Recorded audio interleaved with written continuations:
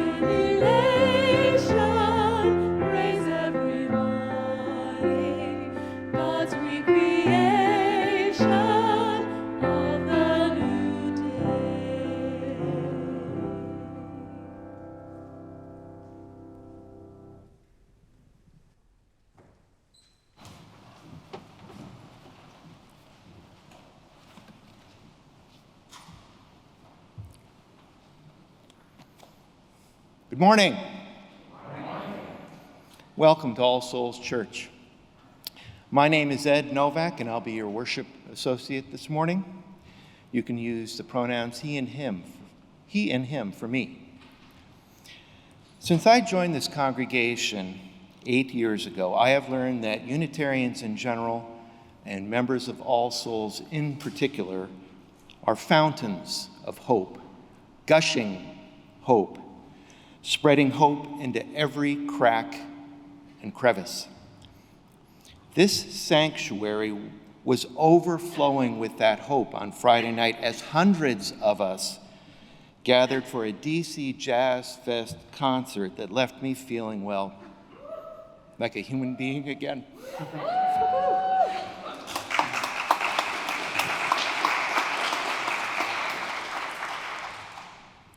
And so welcome to the place where all people of all races, national origins, creeds, gender identities and expressions, sexual orientations, ages, and disability, where all people are welcome at the table of love and fellowship. We gather in person and on Zoom from around the world. If you're on Zoom, tell us in the chat where you're from. Whether you're a lifelong member or today is your first time with us, you're welcome here. If you're visiting in the sanctuary for the first time or still feeling new here, maybe you would raise your hand so we can give you an All Souls welcome. Are there any visitors?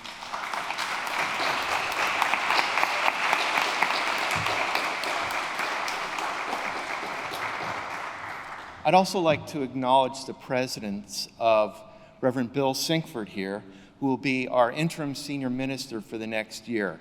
I go around telling people he used to be like the Pope of the Unitarians. And so we are so lucky to have him with us this year.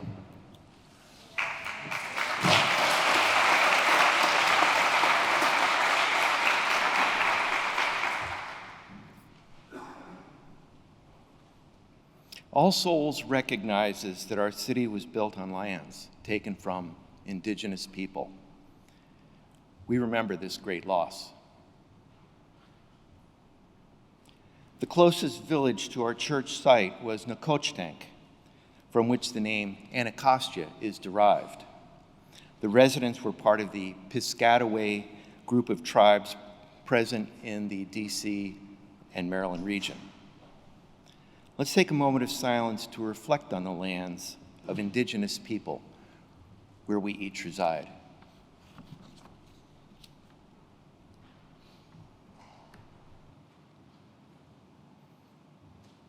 If you're on Zoom, we see you. If you're on Zoom, you can access the order of service by clicking on the link in the chat. If you're in the sanctuary, you can ask an usher for a printed copy or scan the QR code on the pew in front of you. To stay up to date on All Souls events and offerings, our weekly email bulletin is primo. You can subscribe on the All Souls website, or you can click on the link in the chat. If you're in the sanctuary, we ask you not to log into the service on Zoom since it creates audio feedback, and apparently that has been a thing. The way we worship together has changed since March of 2020. The way we engage with one another has evolved. Our traditional greeting has become a beholding, both in person and virtually. At this time, if you're a Zoomer joining us online, I encourage you to turn on your video and scroll through the gallery view. And you can remain on mute, but you can exchange smiles, waves, and chats. If you're in the sanctuary, I encourage you to get up and move around as you're able and greet one another in a manner that is comfortable for you and those around you. You can also wave into the camera underneath the choir loft and let people on Zoom know that we can see you. Let us now greet one another.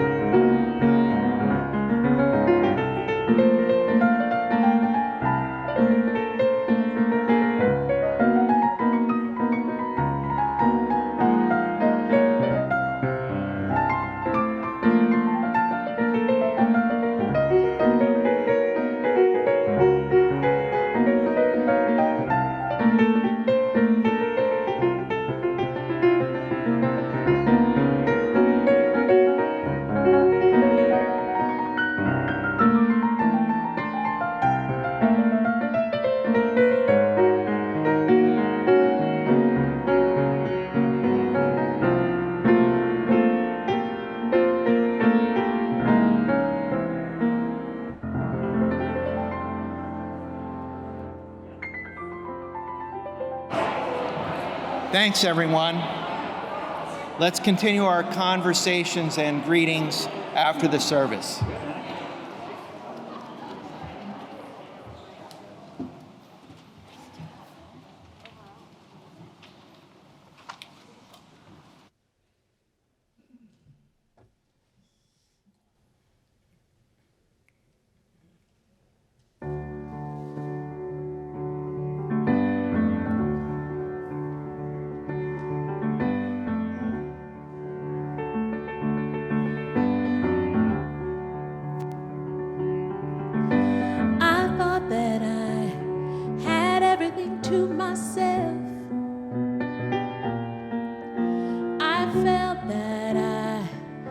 did well in this living hell.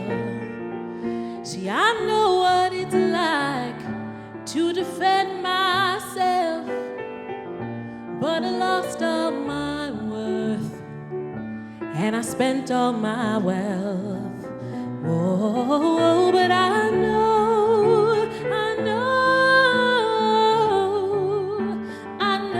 my day will come. I'll see the sun, and it all just might come crashing right back down, down to the ground again. But I will stand again, my friend. Oh, my friend.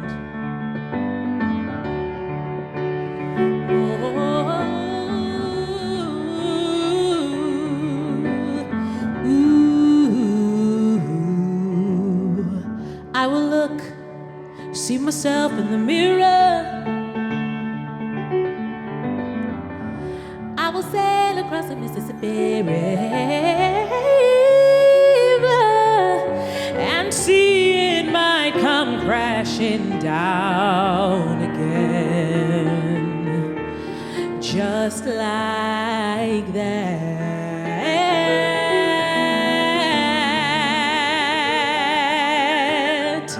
Oh, I know my day will come. I'll see the sun, and it all just might come crashing right back down. But I'll stand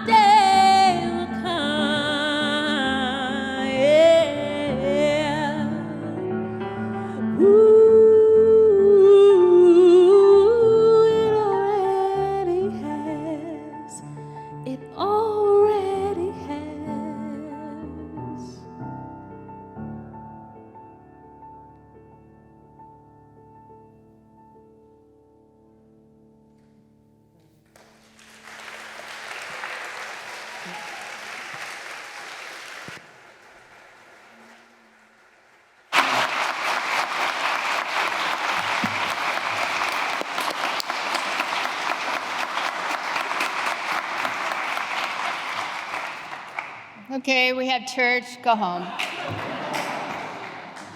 That was amazing. Rochelle and Janelle, wow. We come for these holy moments. Thank you. I am Reverend Louise, pronouns she, her, and it's so good to see many of you out there in Zoom land, let me start there, and as well here in the sanctuary, whether you're just coming back in or here for the first time or sort of been here all along, we're so glad you're in the pew and online. On Friday night, we celebrated in a wonderful homecoming concert, which Ed mentioned, a beautiful evening of music by Ayo and the Bohemian Caverns Jazz Orchestra. Big appreciation to our fantastic music staff, Jen Heyman and Rochelle Rice, for masterminding a large event, yes.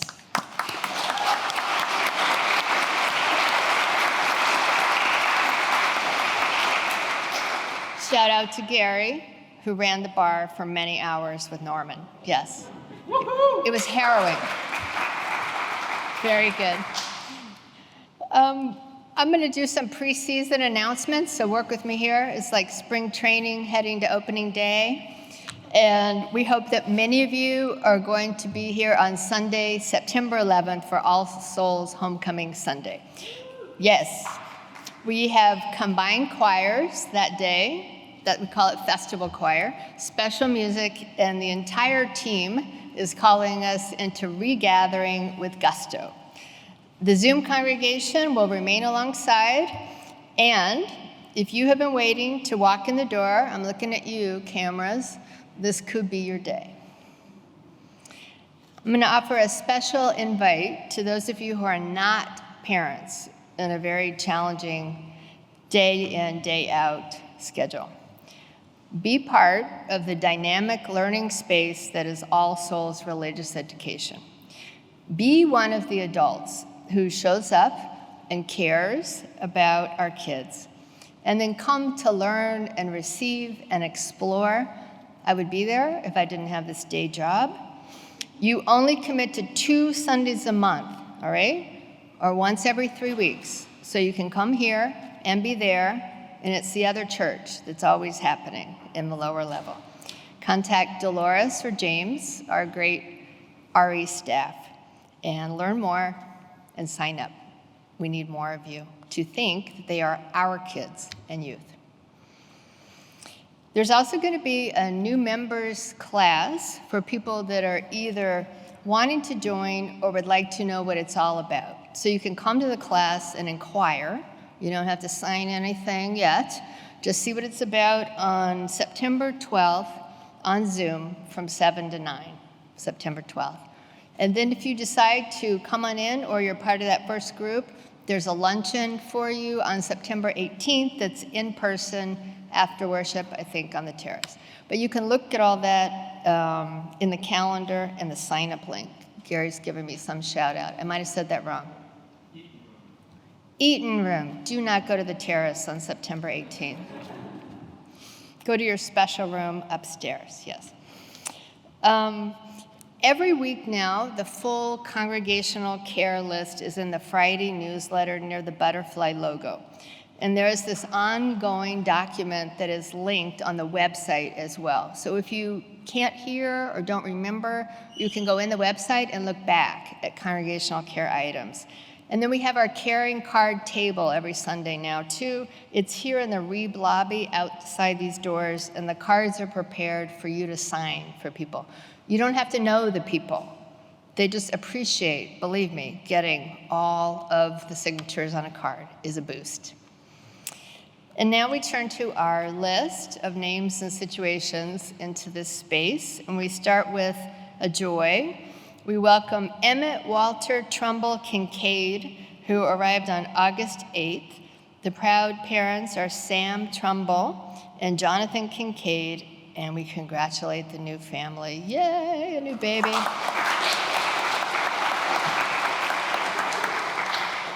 Another big celebration. Gordon Kent, one of our beloved singers and musicians, finally moved to group living in Riverdale, Maryland on Thursday after 6 months.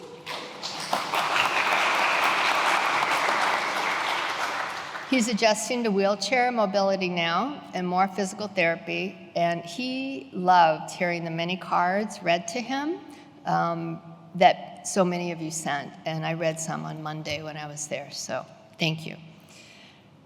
Our hearts are with All Souls Sunday child care provider Olivia Howard, whose beloved grandfather died, and so we are thinking of Olivia and her mom Julia Howard in a very difficult loss. In the wider world, there are countless situations for our prayers and good work, and I wanted to mention one today that has been on my heart this week. We mark 6 months of unprovoked invasion by Russian military for the people of Ukraine. And we remember the terrible costs of violence for their country. We lament the high price for the Russian people, pressed into fighting in chaotic conditions with limited information. And we grieve the terrible damage of war for all.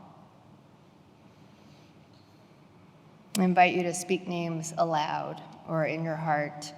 If you're on the Zoom congregation, you can put things in the chat that you would like to bring into our sacred space. Would you pray or meditate with me, as is your practice?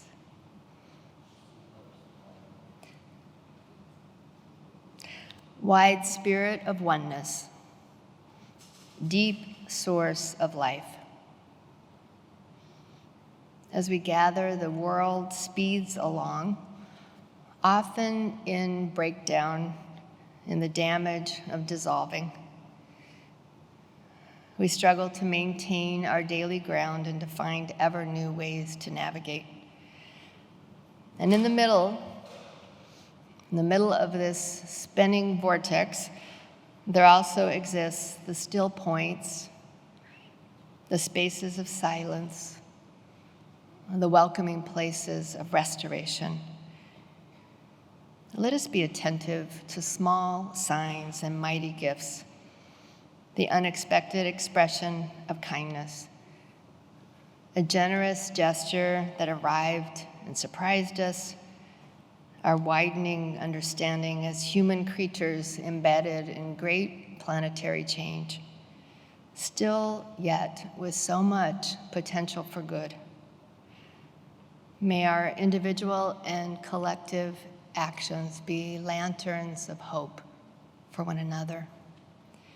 And we celebrate all that is emerging, and we offer gratitude for that which we might praise. Blessed be on this day of possibilities. Amen.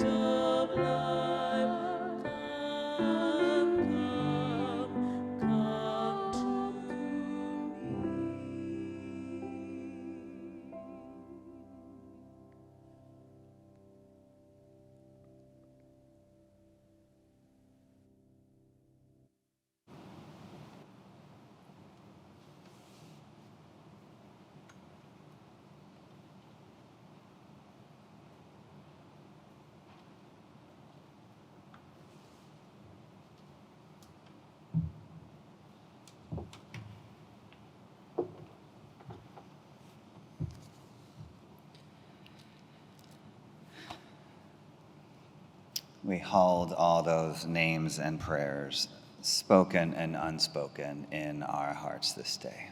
Amen.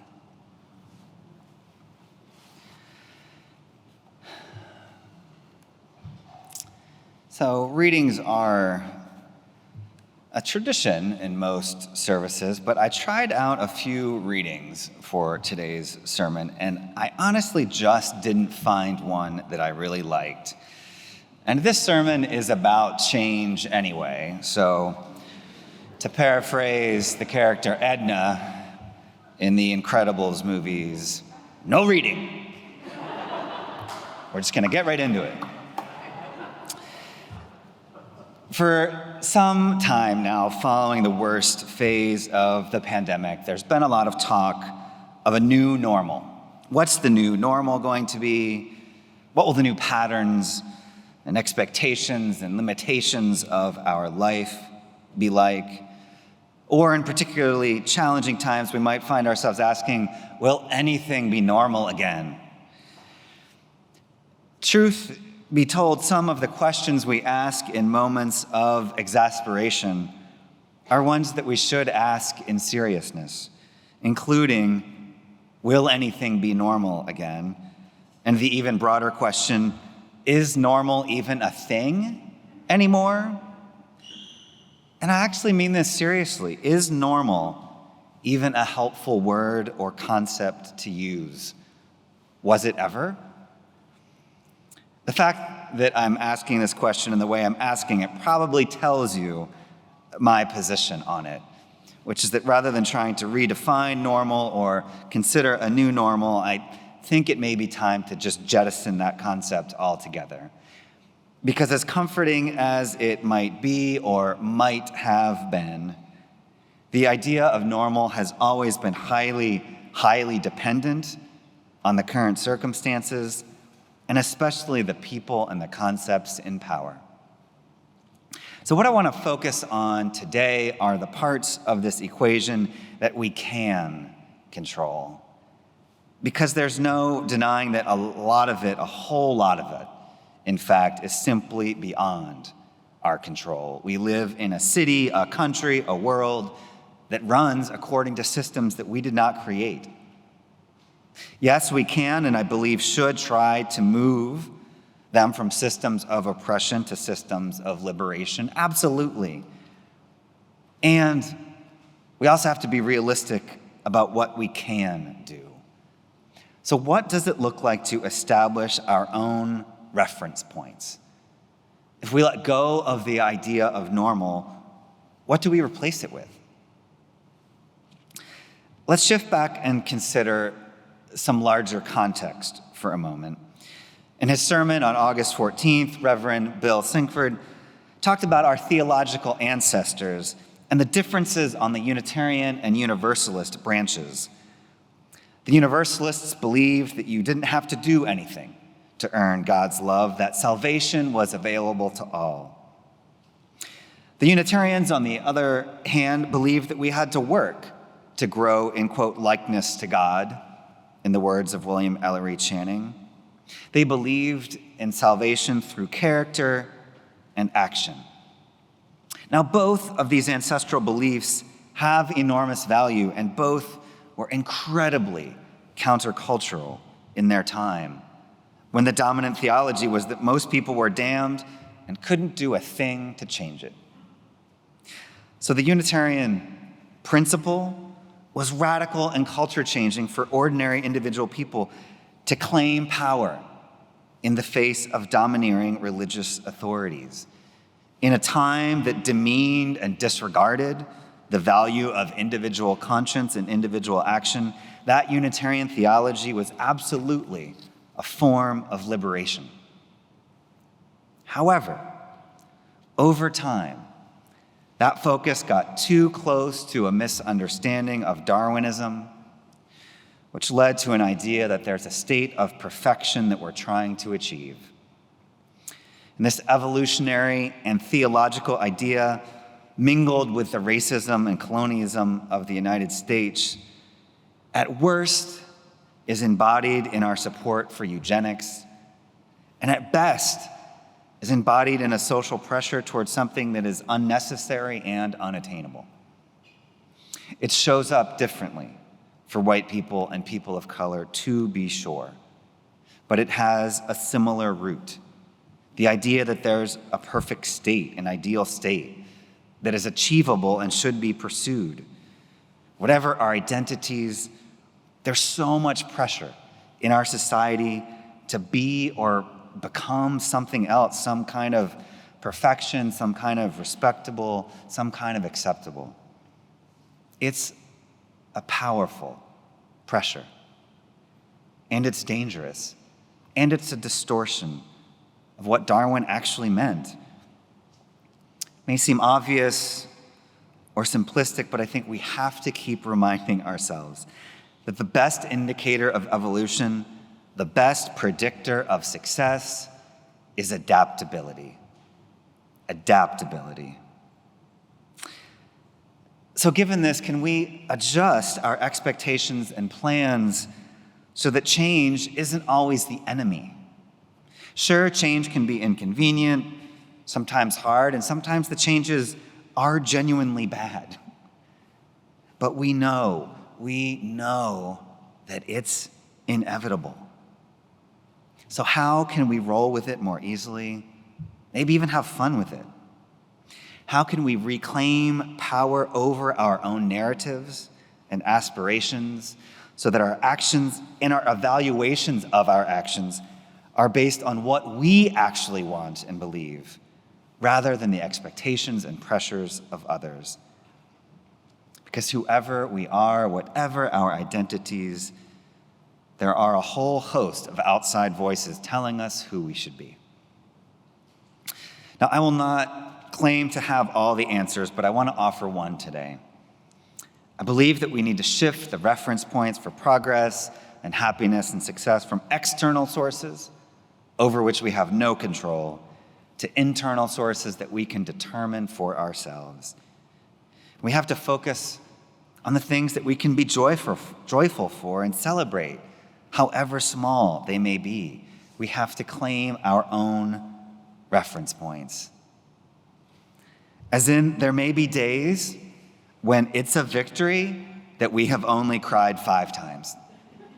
Because on other days, we may have cried 10 times.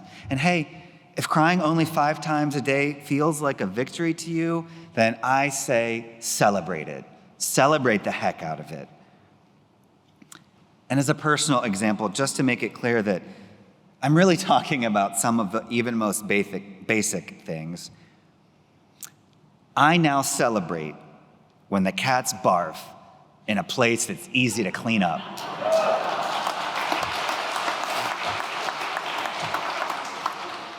You know, because despite how hard I try, I cannot prevent my cats from barfing. They are utterly, resolutely, even fiercely determined to barf. And it is also true that every single moment of my life that I am not cleaning up cat barf from furniture or carpet is better than it could be. So when the cats throw up on wood or tile, I'm thrilled. Boom, I got this. 30 seconds to clean up, and I am moving on to something better, which is anything else than cleaning up cat barf. And there's a larger context for this as well. So let's shift the focus out to a bit less mundane, more collective level. There was a time in All Souls past, several decades ago, where we were one of the only progressive multicultural institutions in this city. And given our unique status, we tried to do many, many things at once because we could, and we felt like we had to because there weren't other groups doing it. Now, in 2022, there are organizations in this city and many other liberal and progressive faith communities working on nearly every issue that you can imagine. So we don't have to do it all. And of course, we never could. So the question is, how do we focus? Where are we positioned to have a significant impact? That's a key question to my ministry here at All Souls. But honestly, today, I don't want to focus on that collective. I want to keep it as an individual question. Where do you feel drawn to have an impact? The dominant culture wants us to stay kind of in one of two camps. One, to be checked out of justice work, or two, to be spread so thin across different commitments that we burn out. The system wants us to be ineffective. Changing the reference points and claiming more power over our own narratives is a way to change that. And this is critically important because we need to find a balance to the dual reality that, yes, we can have a considerable impact on justice when we try, and at the same time, the ability we have to make a difference is limited. And so if the reference points we use are only external, it will be impossible to sustain the work. We have to identify ways to feel good about what we're doing or things we've done, whatever they are. Now, in my various sermons here over the years, workshops, I've preached and talked about a number of times that I've messed up or experienced significant personal or professional challenges. That includes the time on one of the most important days of my professional career to date, the 2004 March for Women's Lives, when during the group photo out in front of All Souls before worship with hundreds and hundreds and hundreds of people, I sat in dog poop. Fantastic.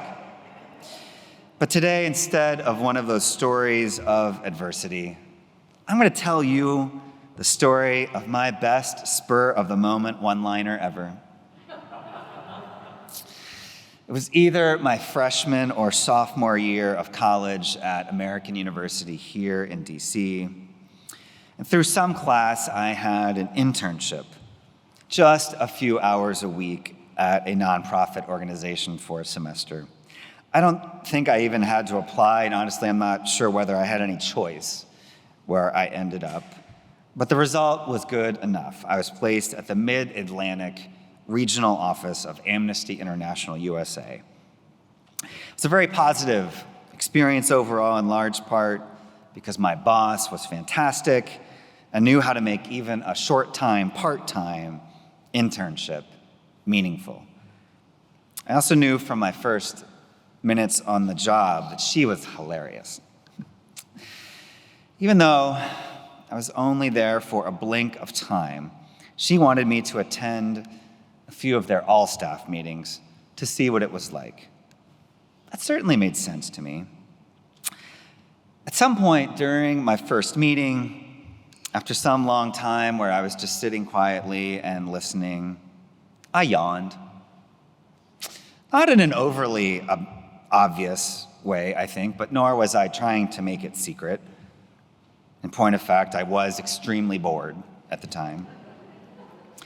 But right after I finished, my boss called me out in front of the entire staff by name. "Rob!" I very clearly remember her saying, "Was that a yawn?" I couldn't believe it. She just totally called me out in front of everyone at my first meeting. But in a split second, I went from shock and embarrassment to realizing that she was just messing with me. She didn't mean it in a mean way. She was just messing with me. And when I started speaking, I honestly didn't know what was going to come out of my mouth until it did. But after a little pause, somehow my brain figured it out. And so when she says, "Rob, was that a yawn?" with a kind of approach that I now call deadpan sass, I said, "No, I was stretching my face."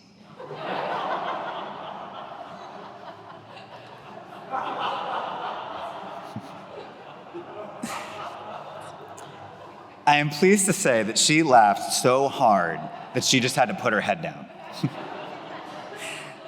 And the rest of the staff, I think, really didn't know what to do. Now, this all happened 25 years ago, and I have only seen one of the people from that office ever again. So I've never had the chance to reminisce with anyone about it. But you know what? It was important to me, and I'm claiming it. On that day, 25 years ago, I had the best one-liner, and I was hilarious.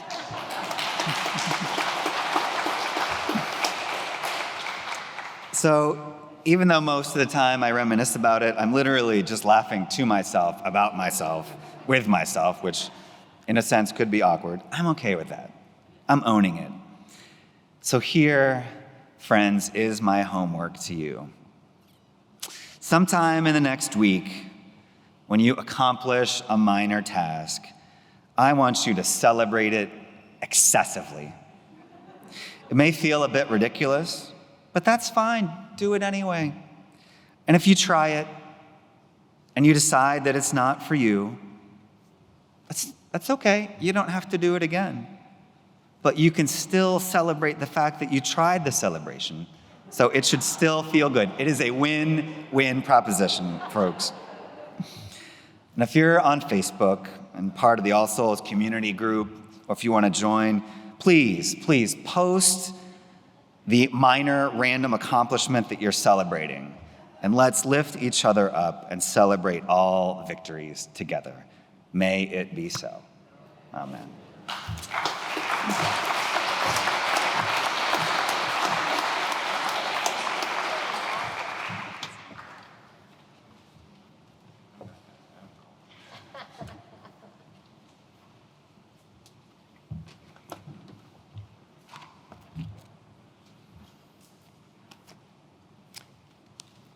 I remember. Do you? I remember the last in-person worship service of March 2020. Folks here in the pews did not know how they should behave in the face of the spreading coronavirus. We were all kind of squirrely that day. A few days later, Amy and I embarked on a road trip to Florida. We stopped in Georgia, turned around, returned home to lockdown. We didn't know what the future held. The All Souls we knew was gone, replaced by Zoom. And Zoom was a lifeline. Zoom was a life preserver. Thank God for Zoom and everyone who made it work and still make it work. For 2 years, we asked you to contribute simply to keep All Souls afloat financially while we waited for it to be all over. We were a congregation that didn't, congregate. Our stately sanctuary stood empty. We didn't even have a called senior minister.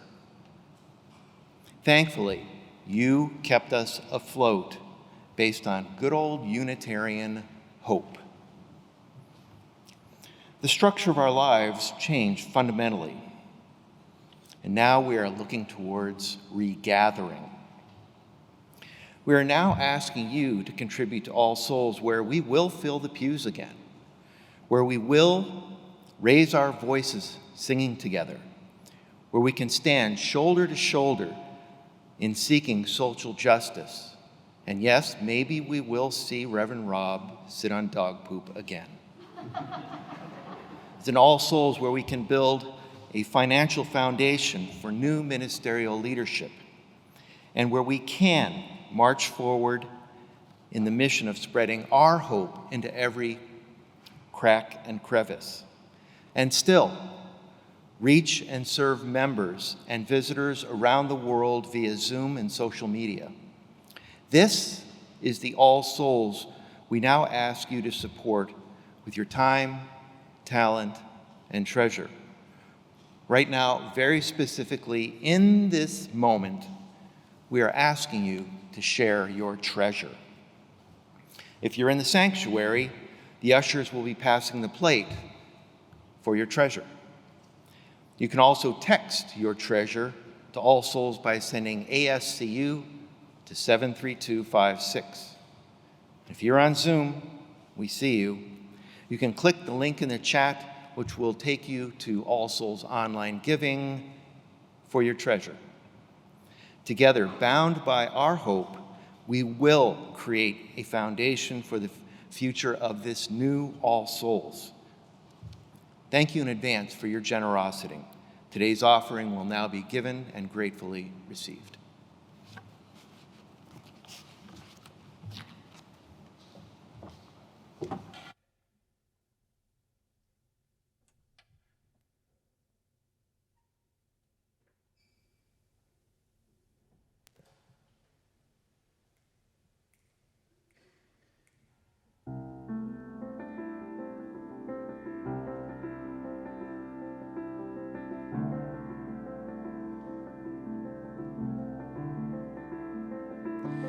Here on the new ground, what will we grow?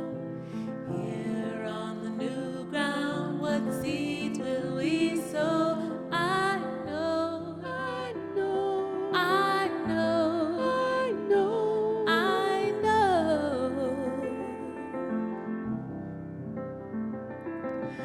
Oh, I love the trees and it pained me to take them down. I traded them for sunlight on the bright new ground. Let's go, let's go, let's go, let's go, let's go.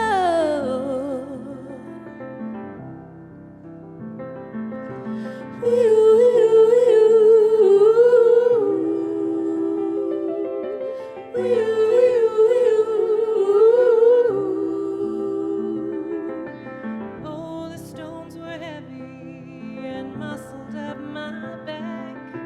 Fence field and the house I made, the firewood neatly stacked. Hard road, Hard road, oh hard road, hard road, hard road.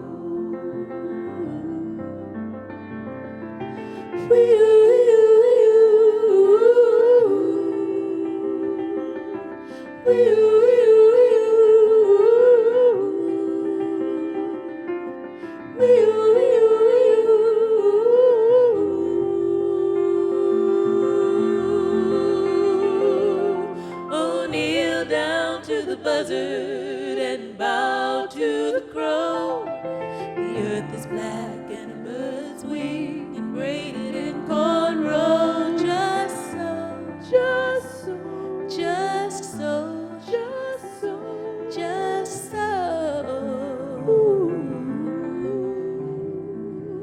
I know, I know, I know. Hard road, Let's go. I know, hard road, hard road. let's go.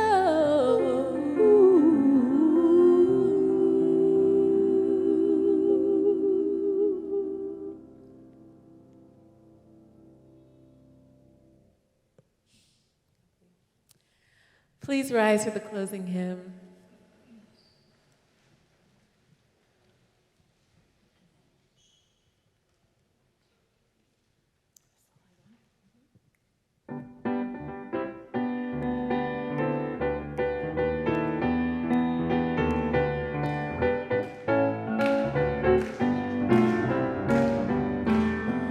This little light of mine, I'm gonna let it shine. Yeah, this little light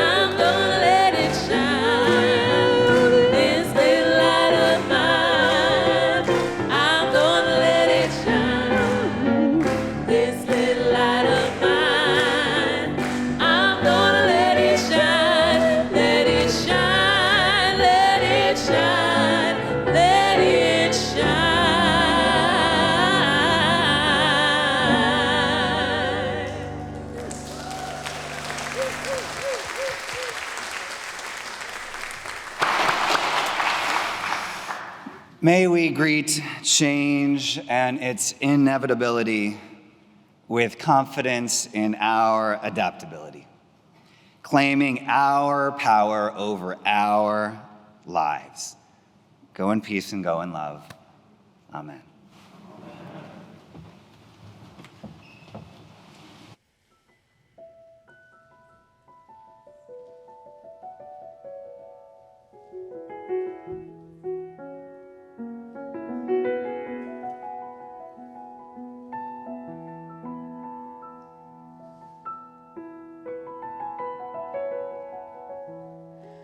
I believe in something special.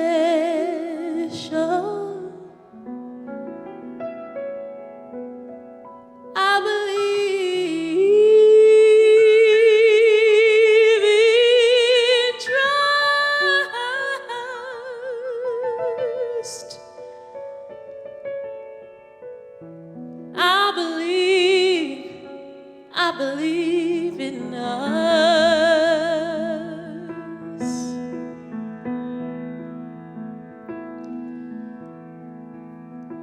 I believe in my tradition. I believe, I believe, I believe in love.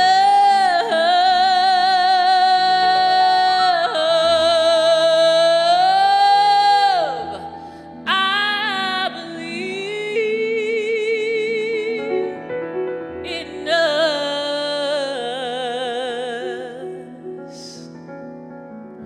I believe in us.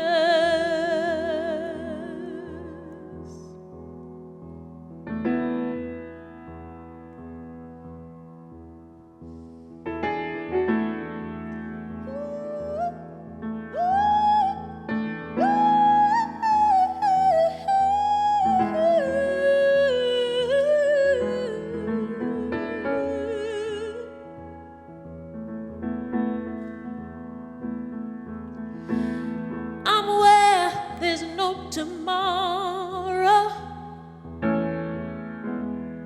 I'm aware of yesterday. It's the sound we make.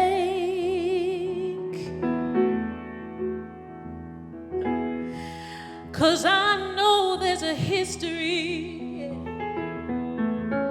Let it seep through all of this misery. Yeah. So sing with me this lullaby. You can't say we don't try.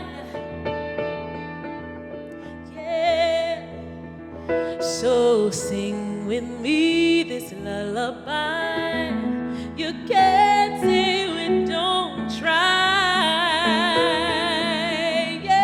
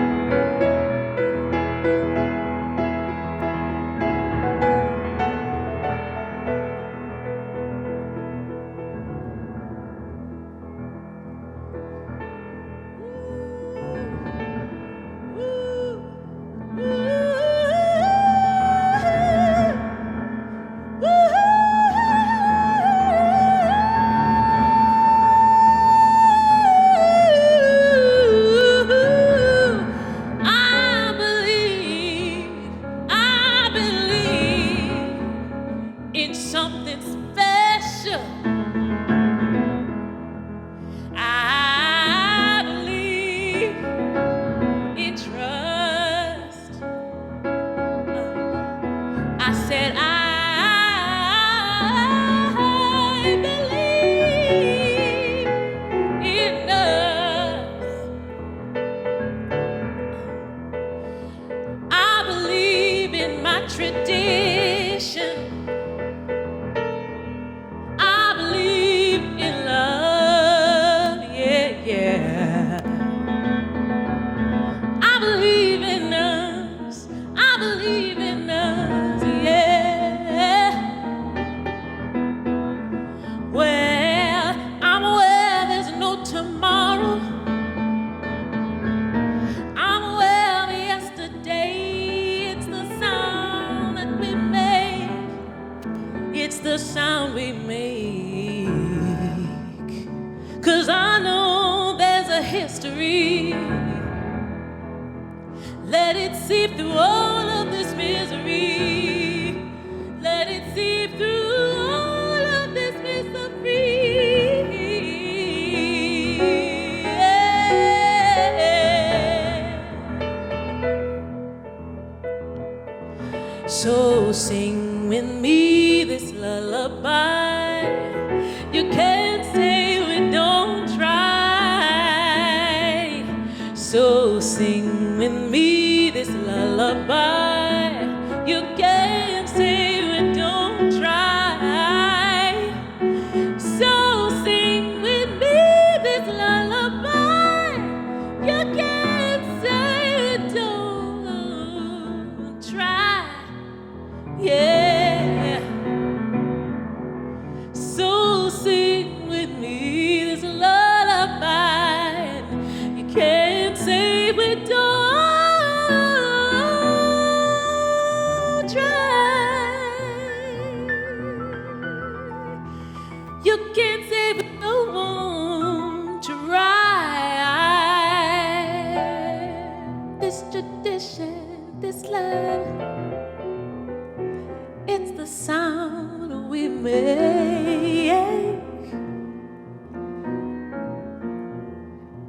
So sing with me this lullaby. You can't say we don't try. Yeah, sing with me this lullaby. You can't say we don't try.